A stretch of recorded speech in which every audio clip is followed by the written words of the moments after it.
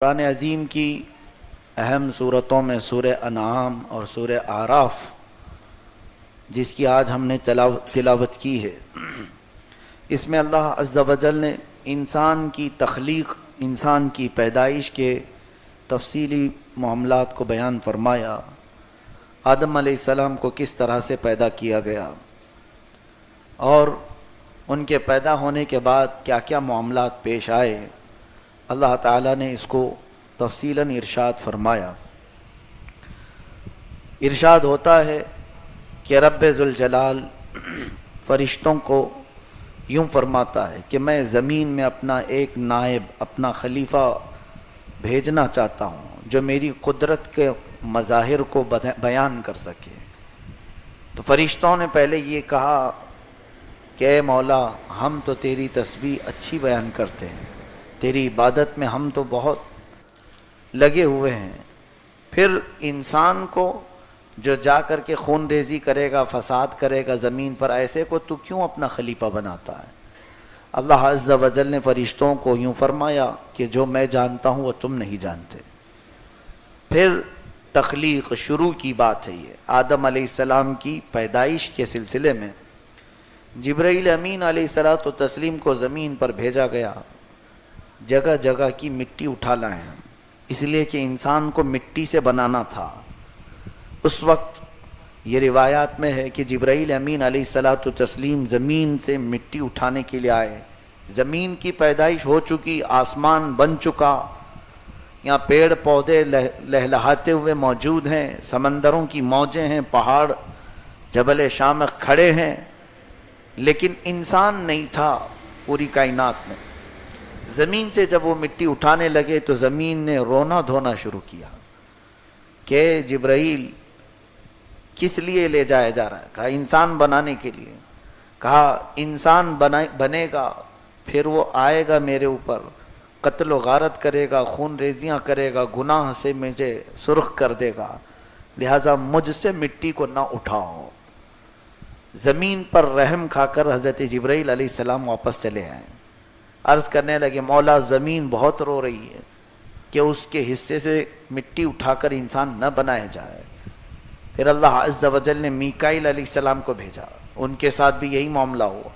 اسرافیل علیہ السلام آئے، زمین نے ویسی رونا دھونا شروع کیا۔ پھر اللہ عز و جل نے اسرائیل علیہ السلام کو بھیجا، اسرائیل علیہ السلام کے ساتھ بھی وہی معاملہ ہوا، زمین رونا شروع کرتی ہے کہ مجھ سے مٹی کو نہ اٹھاؤ، مگر اسرائیل علیہ السلام نے اس کی ایک نہ سنی، کہا میرے رب کا حکم ہے، میں اٹھا کر لے جاؤں گا۔ جگہ جگہ سے انہوں نے مٹی کو جمع کیا، زمین کے مختلف حصوں سے مٹی اٹھائی اور بارگاہ رب العزت میں لے کر پہنچ گئے۔ سب کے ساتھ وہی معاملہ ہوا، زمین روتی رہی۔ ان فرشتوں نے حکم عدولی نہیں کی، خلاف ورزی نہیں کی تھی، بلکہ انہوں نے زمین پر رحم کیا تھا۔ اور وہ چونکہ فرشتے، ان کا بھی یہ خیال تھا کہ انسان قتل و غارت کرے گا، رب کی نافرمانی کرے گا، زمین صحیح کہتی ہے، رب کی نافرمانی نہیں ہونی چاہیے۔ اسرائیل علیہ السلام نے جو اٹھایا وہ یہ کہ مولا بہتر جانتا ہے کہ جب پیدا ہوگا تو اس میں کون نافرمانی کرے گا اور کون فرما بردار ہوگا، یہ اللہ کی حکمتوں سے ہے۔ تو جب وہ مٹی اٹھا کر لے گئے تو اس میں جنتی پانی بھی ملایا گیا، کئی قسم کے پانی، حدیث پاک میں اس کی بہت ساری تفصیلات موجود ہیں۔ اس کے بعد پھر گوندھا گیا، مٹی کو گوندھ کر کے پھر سکھایا گیا، اس کو آگ کی گرمی دی گئی، پھر اس کو ہوا دی گئی۔ چار چیزیں انسان کے پتلے کو بنانے میں لگیں، مٹی، پانی، آگ اور ہوا۔ یہ چار عناصر ہیں اس کے، یعنی یہ چار پوائنٹ ہیں، اسی سے بنا ہے یہ، اس کے کانٹینٹس انسان کے جسم کے بننے کے۔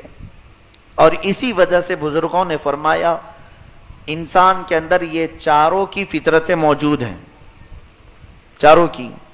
آگ جیسا گرم بھی ہوتا ہے، ہوا جیسا اڑتا بھی ہے، اور پانی جیسا بہتا بھی ہے اور مٹی جیسا کبھی نرم بھی ہوتا ہے. یہ چاروں صفات انسان کے اندر ہے. ان چاروں اشیاء کی خاصیتیں انسان میں دی گئی. گوندھا گیا، سکھایا گیا، آگ پہ تپایا گیا.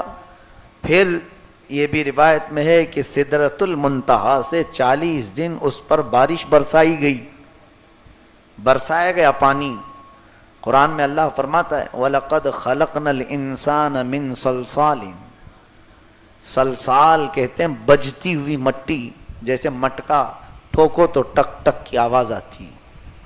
تو انسان کو جب گوند کر کے تیار کیا گیا تو بجتی ہوئی مٹی تھی، اور اس پر جو پانی برسایا گیا اس کو پکا کرنے کے لیے. لیکن وہ پانی عام پانی نہیں، فرمایا گیا اس میں 39 دن غم کی بارش کرائی گئی، 1 دن خوشی کی بارش کرائی گئی انسان کے جسم پر.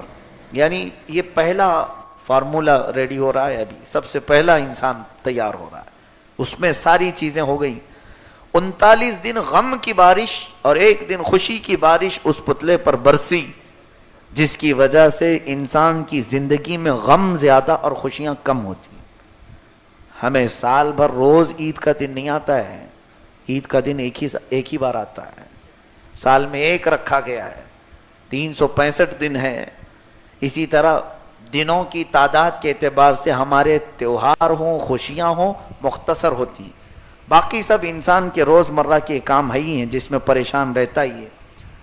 کبھی گھر کے معاملات کو لے کر، کبھی بزنس کے معاملات کو لے کر، کبھی جائیداد کو لے کر، کبھی اولاد کو لے کر، کبھی بیوی کو لے کر روتا ہی رہتا ہے. اسے غم ہے انسان کو. خیر، جب یہ پتلا تیار ہوا، پورا ریڈی ہوا، تو اب اس کے آگے کے معاملات سورہ اعراف میں رب تعالیٰ فرماتا ہے اللہ تعالیٰ نے روح اس بدن میں ڈالی. روح کیا چیز ہے؟ روح کو اللہ تعالیٰ فرماتا ہے یہ رب کا نور ہے، اللہ کا نور ہے. ابھی مجھے آپ بتائیں، لائٹ چالو ہے اور یہاں سب اجالا ہے، یہ پورا ماحول روشن ہے.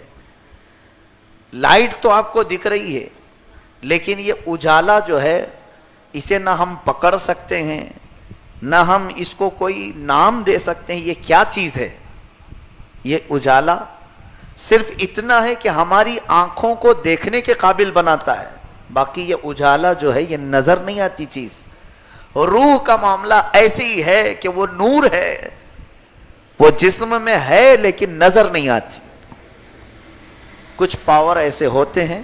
اب اس کو سمجھنے کے لیے میں یوں سمجھاؤں، کبھی آپ کو سر درد ہوتا ہے کہ نہیں ہوتا؟ سر درد ہوتا ہے، پیٹ درد ہوتا ہے، سب کو معلوم ہے. لیکن کبھی آج تک وہ دیکھا نہیں وہ درد ہوتا کیسا ہے، کالا ہوتا ہے کہ پیلا ہوتا ہے کہ لال ہوتا ہے، لمبا ہوتا ہے، چھوٹا ہوتا ہے. درد کی کیفیت صرف ہمیں معلوم ہے کہ ہمیں تکلیف ہوتی ہے، باقی اس کی شکل کیا ہے یہ ہمیں نہیں معلوم. کچھ چیزیں رب تعالیٰ نے ایسی بنائی ہیں جن کی شکلیں نہیں ہوتی، احساس ہوتا ہے. روح انہی میں سے ہے. روح ایک نور ہے اللہ تعالیٰ کا. اب یہ جب آدم علیہ السلام کے جسم میں ڈالا گیا تو جسم جو ہے مٹی کا بنا ہوا تھا، روح جو ہے نور ہے، روشن. روح بھاگ کر باہر آئی، کہنے لگی رب تعالیٰ سے مجھے گھبراہٹ ہو رہی ہے کہ اندر اندھیرا ہی اندھیرا ہے جسم میں کیسے جا کر اس میں رک جاؤں. اندھیرا اور روشنی دونوں اپوزٹ چیز ہیں، اسی لیے روح اور جسم کا ملاپ ہمیشہ ہوتا نہیں، ان کی دوستی نہیں ہوتی زیادہ دن، اس لیے کہ یہ دونوں الگ ہوں گے ہی. آج دونوں کو جکڑ کر کے رکھا ہے رب نے، ہم زندہ ہیں. روح کو اور جسم کو اللہ نے جوڑ کر کے رکھا ہے، ورنہ یہ دونوں کی کوئی دوستی ہے ہی نہیں. جس دن حکم ہوگا روح اتنی تیزی سے بھاگتی ہے جسم سے کہ دوبارہ اس کی طرف آنا بھی نہیں چاہتی، کبھی نہیں. جسم سے جب وہ آزاد ہوتی ہے روح تو دوبارہ اس جسم میں آتی بھی نہیں، نکل جاتی ہے. روح کا جسم سے تعلق نہیں. ہاں ایک مسئلہ ہو سکتا ہے، کیونکہ دوستی کے لیے سیم چیز ہونا ضروری ہے نا. مثال کے طور پر میں آپ کو بتاؤں، علم والا علم والے سے دوستی کرتا ہے، اسے اچھا لگتا ہے دونوں کے ساتھ. علم والا جاہل سے دوستی کرے تو جمتی نہیں ہے.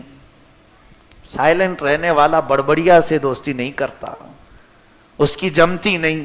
دونوں کا ساتھ اس وقت جمتا ہے جب دونوں برابر کیوں. روح جو ہے نور ہے اور جسم اندھیرا ہے، دونوں کی دوستی جمتی نہیں. اسی لیے جب موت آتی ہے روح نکل کر بھاگتی ہے. لیکن ہاں، جن اہل اللہ نے اپنے جسم کو بھی نورانی بنایا، ان کی روح جاتی ہے پھر آ جاتی ہے، کیونکہ دوستی جو ہو گئی. روح نورانی ہے اور ان اولیاء کاملین نے جسم کو بھی نورانی بنایا تو روح کی جسم سے دوستی ہو جاتی ہے. اسی لیے ہم کہتے ہیں اللہ کے اولیاء قبروں میں زندہ ہوتے ہیں، ان کی روح ان کے پاس ہوتی ہے، آس پاس ہوتی ہے، جو بھی ہے. تو آدم علیہ السلام کے جسم سے جب یہ بھاگ آئی تو اللہ عز و جل نے اس روح کو اس میں بٹھانے کے لیے نور محمدی صلی اللہ علیہ وسلم کو آدم علیہ السلام کی پیشانی میں رکھا. یہ پہلا ٹرانسفر ہے نور محمدی کا. میرے آقا صلی اللہ علیہ وسلم کا نور اللہ نے آدم علیہ السلام کی پیشانی میں رکھا. اب وہ نور کی جگمگاہٹ ایسی تھی کہ جب سورج اور چاند نہ ہو کر کے بھی کائنات روشن ہوتی تھی. نور محمدی. تب پھر روح کو ڈالا گیا تو روح جا کر قرار پا گئی، رک گئی، کیونکہ اب جو روشنی آ گئی نور محمدی کی. آدم علیہ السلام سب سے پہلے چھینک مارتے ہیں، چھینک آئی آپ کو، اور سب سے پہلا جملہ آپ کی زبان سے الحمدللہ نکلا. انسان کی زندگی کا سب سے پہلا کلمہ کیا ہے؟ الحمدللہ. اور چھینک آنے کے وقت ہمیں کہنا کیا چاہیے؟ الحمدللہ. یہ ہمارے باپ کی سنت ہے. آدم علیہ السلام اور دنیا میں آنے سے پہلے سب سے پہلا جملہ زبان سے نکلا. کچھ بدماش ہوتے ہیں بیچارے، اسلامی اسکالر کہلاتے ہیں اپنے آپ کو، اور چھینک مارتے ہیں کہ I am so sorry. Sorry یہ کیا جملہ ہے؟ اسلامک اسکالر ان کو کہا گیا ہے، معاذ اللہ. الحمدللہ کا جملہ نہیں آتا. چھینک مار کر کے سو سوری کہتے کس کو؟ کیا تمہاری غلاظت سامنے پر اڑی اس لیے؟ نہیں. اللہ کا شکر اس وقت ہم بجا لاتے ہیں ہم اپنی اصل کو یاد کرتے ہوئے کہ اللہ تعالیٰ نے روح ہمارے جسم میں ڈالی. تو جب آدم علیہ السلام کو بیداری آئی تو آپ نے سب سے پہلے رب کا شکر کیا، الحمدللہ. پھر اللہ تعالیٰ نے آدم علیہ السلام کو کھڑا فرمایا اور تمام کائنات کا انہیں مشاہدہ کروایا گیا. وَعَلَّمَ آدَمَ الْأَسْمَاءَ كُلَّهَا. تمام چیزوں کے نام انہیں سکھائے، سب چیزوں کے نام اللہ نے انہیں سکھائے. یہ پہلے پارے میں بھی موجود ہے، اٹھا کر تفسیر دیکھ لینا. ایک بہت اہم بات میں بتا رہا ہوں. تفسیر میں بتایا گیا کیا کیا سکھایا گیا تھا آدم علیہ السلام کو. تو وہ ابھی واقعہ آگے آ رہا ہے. فرشتوں کو بلایا رب تعالیٰ نے. پیدا ہونے کے بعد سارے فرشتے دیکھتے گھوم رہے تھے ادھر سے ادھر، ایک نیا مخلوق، اور ایسی مخلوق انہوں نے دیکھا نہیں تھا. دیکھنے کا یہ سلسلہ کئی سال تک چلتا رہا. فرشتے آدم علیہ السلام کی زیارت کرتے جا رہے تھے. اور ایک اسرائیلی روایت ہی ہے، اس میں ہے کہ پتلے کو دیکھ کر شیطان نے تھوک دیا تھا کہ یہ ہماری اہمیت سے زیادہ بڑھ کر کے انہیں بنایا جا رہا ہے. تو پیٹ کے پاس کا اتنا حصہ نکال دیا گیا جہاں ہماری ناف ہوتی ہے. یہ ناف جو ہے اتنی مٹی وہاں سے نکال دی گئی کہ ابلیس لعین اس طرف تھوکنے کی کوشش کیا. اور یہ بھی حدیث پاک میں اب بھی نمازوں میں جو شیطان وسوسے لاتا ہے وہ ہماری ناف کے راستے سے ہی اندر آتا ہے. اسی لیے نماز میں ہاتھ ناف پر باندھنے کا حکم ہے. بات سمجھ میں آئی؟ جب ہم اللہ اکبر کہہ کر تکبیر باندھتے ہیں تو ناف پر، بومبی جس کو کہتے ہیں، اس پر مضبوطی سے ہاتھ باندھتے ہیں تاکہ شیطان وہاں سے داخل ہونے نہ پائے. یہ تاریخ ہے، یہ روایات ہیں. آدم علیہ السلام کو جب بیداری ہوئی، فرشتے جو پوچھ رہے تھے نا ایسے کو تو خلیفہ بنائے گا، زمین پر بھیجے گا، اللہ نے ان کو بلایا اور کچھ چیزیں ان کے سامنے پیش کیا. اے فرشتوں بتاؤ اسے کیا کہتے ہیں, اسے کیا کہتے ہیں. فرشتوں نے نئی نئی چیزیں دیکھی تھی, زمین کی چیزیں ہوں گی, کچھ بھی ہوں گی. فرشتے کہنے لگے قالوا لا علم لنا الا ما علمتنا انک انت العلیم الحکیم. اے مولا ہمیں تو اتنا ہی معلوم ہے جتنا تو نے سکھایا ہے, اور تو علم والا حکمت والا ہے, یہ سب چیزوں کے نام ہمیں نہیں معلوم. ثم عرضهم, پھر آدم علیہ السلام کے پاس پیش کیا گیا اور کہا گیا انبئونی باسماء هؤلاء ان کنتم, قالوا سبحانک لا علم لنا الا ما علمتنا انک انت العلیم الحکیم. قال یا آدم انبئهم باسمائهم, اے آدم اب تم بتاؤ ان چیزوں کے نام کیا. آدم علیہ السلام گنانا شروع کی, اس کو فلاں کہتے ہیں, اس کو یہ کہتے ہیں, اس کو یہ کہتے ہیں, یہاں تک کہ انہوں نے کائنات کی موجود ساری چیزوں کو گنا دیا. وہ درخت ہوں, پتے ہوں, پھل ہوں, یا جانور ہوں, کیڑے مکوڑے ہوں, پرندے ہوں, سب کے نام انہوں نے گنائے. فرشتوں کو اس چیز کا علم نہیں دیا گیا تھا, حتیٰ کہ حدیث پاک میں آدم علیہ السلام کو 7 لاکھ زبانیں سکھائی گئی. 7 زبانیں نہیں آتی ہم کو, 7 لاکھ زبانوں کا علم دیا گیا. اور جب آدم علیہ السلام بولنے لگے فلاں فلاں فلاں فلاں, تو علم کا رعب ایسا چھایا کہ اللہ نے فرمایا آپ کیا کہتے ہو فرشتوں. سب جھک گئے, کہا اسجدوا لآدم, اب آدم کو سجدہ کرو. تعظیم کا سجدہ تھا, عبادت کا نہیں. اب فرشتوں نے سجدہ کیا. کتنا لمبا تھا, حدیث پاک میں ہے وہ 500 سال کا ایک سجدہ تھا. اور پھر انہوں نے سر اٹھایا تو دیکھا ابلیس کھڑا ہے. ابلیس سجدہ نہیں کیا, وہی ذکر آج کے پارے میں ہے. وہ کہنے لگا خلقتنی من نار وخلقتہ من طین, مجھے تو نے آگ سے بنایا ہے اور اسے مٹی سے بنایا ہے. آگ مٹی کے سامنے کیسے جھکے, وہ نہیں جھکا. تو فرشتے جب سر اٹھا کر کے دیکھے ان کا استاد کھڑا ہے. ابلیس جو ہے فرشتوں کا معلم رہا ہے, استاد رہا ہے. فرمایا گیا کہ اس کے سجدے اگر زمین پر پھیلا دیے جائیں تو ایک رائی کا دانہ بھی باقی نہیں رہے گا. اتنے سجدے اس نے رب کے کیے. لیکن غرور, گھمنڈ, اپنے آپ میں کچھ ہونے کا احساس, یہ اسے لے ڈوبا. اللہ نے فرمایا فخرج انک من الصاغرین, نکل جا اب تو مردود ہے, تو بہت ہی ذلیلوں میں سے ہے, میرے دربار سے تو نکل جا. اب فرشتے جب سر اٹھا کر دیکھے تو یہ کھڑا ہے, تو دوسرا سجدہ پھر فرشتوں نے شکرانے کا کیا. پہلا تو رب کا حکم تھا, دوسرا فرشتوں نے خود سے کیا شکر میں کہ اے اللہ تیرا شکر ہے, ہم ابلیس کی سوچ والے تو نہیں. اسی لیے نماز کی رکعت میں 2 سجدے فرض کیے گئے ہیں. یہ فرشتوں کی سنت ہے. ایک سجدہ اللہ کے حکم پر, اور دوسرا اس بات پر کہ اللہ نے ہمیں کافروں میں نہیں بنایا, سجدہ کرنے والوں میں بنایا. سجدے میں جانے کے وقت یہ احساس بھی ہونا چاہیے, مولا مجھے اس قوم میں پیدا کیا جو اس کی بارگاہ میں سر جھکاتی ہے, اس میں سے نہیں پیدا کیا جو سر اکڑا کر مولا سے جھگڑا کرنے کی سوچتے ہیں. رب تعالیٰ سے ان کا اختلاف. اللہ تعالیٰ نے آدم علیہ السلام کو پھر جنت میں رہنے کا حکم دیا, جاؤ جنت میں, اسکن, جنت میں رہو. جنت کی نعمتیں کیا کم ہیں, اللہ اکبر, ہر طرح کی نعمتیں جنت میں موجود ہیں. لیکن آدم علیہ السلام اکیلا پن محسوس کرتے تھے, بے قراری, بے چینی.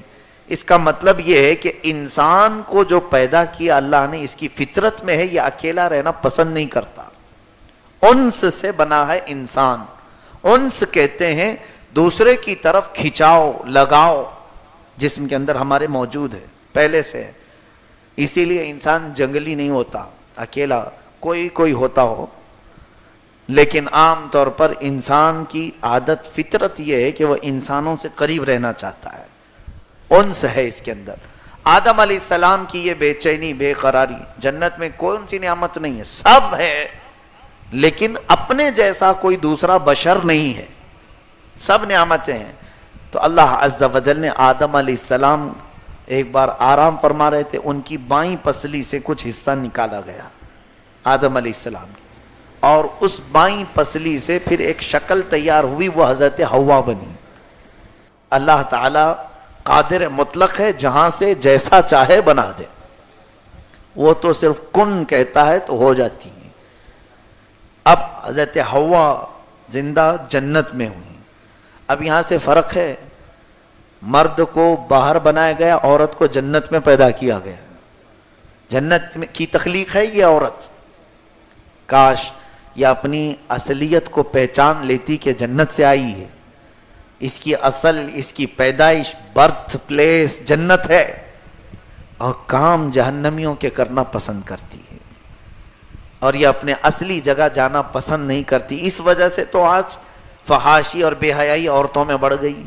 کاش ہماری بہنوں کو یہ خیال آ جائے کہ ہماری ولادت، ہماری پیدائش ہی جنت میں ہوئی، تو اپنے اصلی مکان میں جانا چاہیے کہ نہیں جانا چاہیے؟ جنتیوں کے کام کرو۔ آدم علیہ السلام کی آنکھ کھلی تو دیکھا کہ ایک بشر ہے، کوئی انسان، اور وہ بھی عورت کی شکل میں، تو آپ کا دل اس عورت کی طرف کھینچتا ہوا چلا گیا۔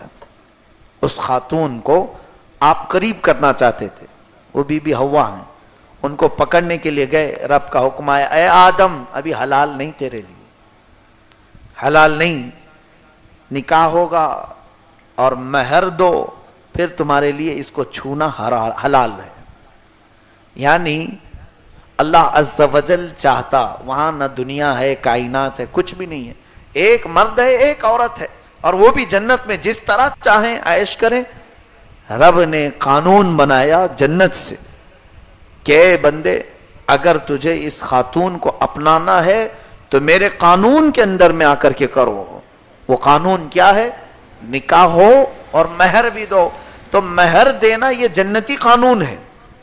آج تک جو ہمارا چل رہا ہے، بہت سارے تو مہر معاف کرانے کے چکر میں ہوتے ہیں، باندھ تو لیتے ہیں بڑا بڑا مہر، اور بعد میں بیچاری بھولی بھالی عورت، اس کو ٹارچر کرو، معاف کر دے، وہ کرتا نہ مرتا جو ہوتی حالت ہے، مرتا نہ کیا کرتا۔ عورتوں کی حالت ایسی کہ اگر وہ معاف نہ کریں تو پھر یہ اور سختی کرے۔ فرمایا ائمہ فقہ نے کہ جس نے مہر نہ دینے کی نیت سے شادی کی یا مہر نہیں دیا تو اس نے زندگی بھر اس کے ساتھ زنا کیا، وہ نکاح ہے ہی نہیں۔ یہ اس طرح سے اللہ تعالیٰ کے قوانین میں دخل اندازی۔ اتنا رکھو جتنی تمہاری استطاعت، ہو سکے تو نکاح کی محفل میں ہی ادا کرو۔ اب آدم علیہ السلام کس چیز کے مالک تھے؟ جنت میں آپ کو حکم ہوا کہ مہر دو حوا کا۔ حضرت آدم علیہ السلام نے پوچھا، مولا اس کو میں کیا مہر میں دوں، کیا دوں؟ اللہ تعالیٰ نے فرمایا، یہ حضرت شیخ عبدالحق محدث دہلوی رحمۃ اللہ علیہ کتاب اپنی مدارج النبوہ اور تفسیر ساوی حاشیہ جلالین، ان تمام جگہ پر یہ حدیثیں موجود ہیں۔ فرمایا اللہ عز و جل، اے آدم تیری اولاد میں اخیر زمانے میں میرا ایک محبوب نبی پیدا ہوگا، جس کا نام آسمان میں احمد ہوگا، زمین میں محمد ہوگا۔ کہا پھر کیا ہو؟ اللہ نے فرمایا اس نبی پر تو 20 بار درود بھیج، یہی تیرا مہر ہے۔ درود اس وقت حکم ہوا 20 مرتبہ، یہ موجود ہے احادیث کریمہ میں، 20 مرتبہ، اور ایک حدیث میں ہے 13 مرتبہ، بہرحال جتنا بھی ہے، لیکن بی بی حوا کا مہر جو ٹھہرا وہ میرے مصطفیٰ کا درود ہے۔ حضرت آدم علیہ السلام نے 20 مرتبہ درود پاک بھیجا، حضرت حوا ان کے لیے حلال ہوئی۔ پتہ یہ چلا ہم آدم علیہ السلام کے بیٹے ہیں کہ نہیں، اولاد ہیں یا نہیں؟ ہم وجود میں آئے، آدم اور حوا اگر نہ ملتی تو کیا انسانوں کی پیدائش ہوتی؟ پوری کائنات انسانوں کی پیدائش صدقہ ہے میرے آقا کے درود پاک کا۔ درود نے تو تمہیں حلالی بنا کر پیدا کیا ہے، درود نے حلالی بنا کر پیدا کیا ہے، اور پھر جس کو درود سے چڑ ہو پھر اس کی اصل میں خطا ہو سکتی ہے۔ اعوذ باللہ من الشیطان الرجیم۔ حضرات محترم، حضرت آدم علیہ السلام بی بی حوا کا مہر جو عطا کیے ہیں، یہ آج نکاح کرنے والے نوجوانوں سے میں تنبیہ بھی کرتا ہوں، انہیں یہ ہدایت دیتا ہوں کہ تم اپنی دلہن کو لے آتے ہو، جو بھی مہر متعین ہوتا ہے 5,000 7,000 10,000 50,000 تو یہ دنیاوی رقم تو ہے ہی. یہ نکاح کی محفل میں دلہن کو دے دینا یہ مہر تو واجب ہے شرعی.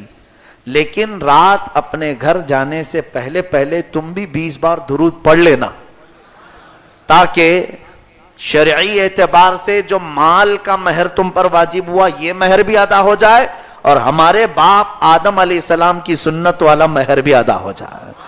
اور وہ مہر جب ادا ہوگا تو انشاءاللہ دنیا بھی جنتی زندگی میں بدل جائے گی. انشاءاللہ دنیا میں رہ کر کے بھی جنتی زندگی بی بی حوا اور آدم کی زندگی انشاءاللہ رب چاہے تو عطا فرمائے گا. یہ ہوئی آپ کی زندگی شروعات. اب وہاں سے جو آگے کے معاملات ہیں کل کی تفسیر میں بھی میں نے بتایا تھا. اللہ نے فرمایا تھا اسکن انت وزوجک الجنہ فکلا من حیث شئتما. یہاں تم اور تمہاری بیوی رہو جو چاہو من میں آئے سب کھاؤ. ولا تقربا هذه الشجرہ ایک درخت کے قریب مت جانا یہاں مت جانا.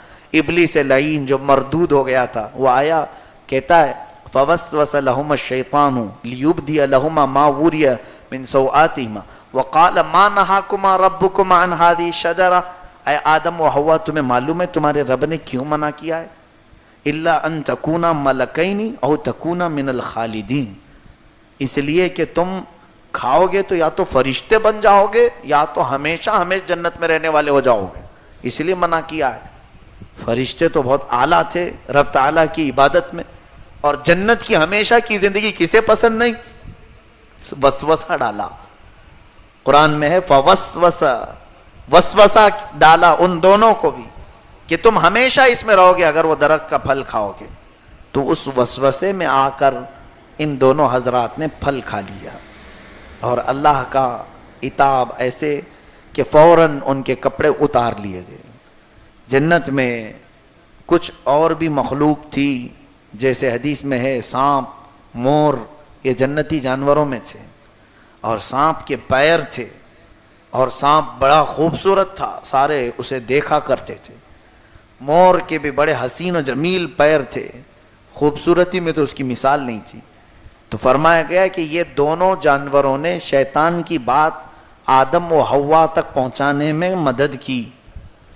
اس کا پیغام لا کر ان کو پہنچاتے تھے ادھر کی بات ادھر پہنچایا کرتے تھے. شاید ہو سکتا ہے شیطان اندر نہیں آتا گیٹ پر کھڑا رہتا ہوگا وہاں سے بول کر بھیجتا ہوگا جیسے بھی معاملات. پھر جب آپ دونوں کے کپڑے اتارے گئے تو جنتی جو دو درخت تھے ایک انجیر کا اور ایک امرود کا جام جس کو کہتے ہیں پیرو کہیں یا جو بھی امرود یہ دونوں درختوں نے اپنے پتے دیے کہ جسم چھپا لو.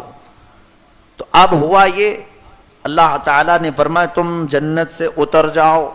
آدم علیہ السلام حضرت حوا کو ان کو بھی اتارا گیا. اس سانپ کو مور کو سزا کے طور پر اتارا گیا. سانپ کے پیر ختم کر دیے گئے مور کے پیر بدصورت بنائے گئے. آج بھی مور ناچتا ہے اور اپنے پیر دیکھ کر کے رونے لگتا ہے. اور اس کے علاوہ یہ دونوں درختوں کو اتارا گیا اتر جاؤ. اور اللہ فرماتا ہے وَلَكُمْ فِي الْأَرْضِ عَدُوٌّ تم آپس میں عدوٌ ایک دوسرے کے تم دشمن رہو گے. کسی کی ایک دوسرے سے جمتی نہیں. سانپ کی مور سے نہیں جمتی انسان کی سانپ سے نہیں جمتی. دونوں درخت تو آپس میں ایک جگہ اگتے نہیں. پھر شیطان مردود کا اوپر جانا بھی بند کرایا گیا آسمانوں تک بھی وہ نہیں پہنچے گا. اور اللہ تعالیٰ نے فرمایا اب تمہیں ایک مدت تک زمین پر رہنا ہے. یہ ہے ہمارے تخلیق کی ابتدا. یہاں جو چیز ہمیں لے آئی سبق اور درس کئی چیزیں